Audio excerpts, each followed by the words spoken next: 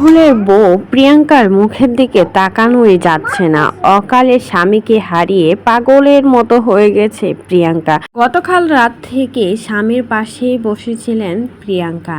1 মিনিটের জন্য সরে যায়নি স্বামীর কাছ থেকে। দীর্ঘ এক স্ট্যাটাসে জানিয়েছে, একজন মা তার ছেলেকে হারিয়েছে, একজন সন্তান তার বাবাকে হারিয়েছে, একজন স্ত্রী তার স্বামীকে হারিয়েছে। এই অকাল চলে যাওয়া নিয়ে কোনো মতেই মেনে নিতে পারছে না প্রিয়াঙ্কা। চোখ মুখ দেখেই বোঝা যাচ্ছে মেয়েটা পুরোপুরি পাগলের মতো হয়ে গেছে।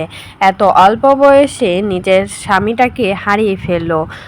ভালোবেসে বিয়ে করেছিল প্রিয়াঙ্কা আর রাহুল। চিরদিনই তুমি যে আমার ছবির থেকে তাদের ভালোবাসাটা শুরু হয়।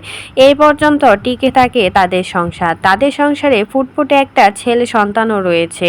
অথচ ভাগ্যের কি পরিহাস, মাত্র 43 বছর বয়সে স্বামী সন্তান বউকে রেখে নাফিরার দেশে চলে গেলেন রাহুল।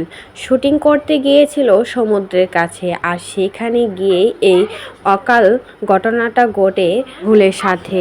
আর সেখান থেকে আর ফিরে আসে নাই রাহুল। সারা জীবনের মতো রাহুলকে সবাই হারিয়ে ফেললো। সবাই তো রাহুলের জন্য অজরে কান্না করছে। সবাই শুধু একটা কথাই বলছে, রাহুল ছেলেটা অনেক ভালো ছিল। এত অল্প বয়সে যে নাফিরার দেশে চলে যাবে সেটা আমরা কখনোই কল্পনাও করতে পারছি না। আর মেনে নেওয়া তো অনেক দূরের কথা। রাহুলের জন্য সবাই একদম ভেঙে পড়েছে। টলিউড সুখের ছায়া পড়ে গেছে।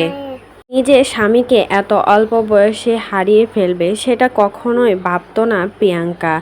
এখন পাগলের মতো হয়ে গেছে প্রিয়াঙ্কা। চোখে মুখে কোনো হাসি নেই, কোনো কিছুই নাই। দেখে বোঝা যাচ্ছে কতটা কষ্ট পেয়েছে প্রিয়াঙ্কা। একদম ভেঙে পড়েছে মেয়েটা।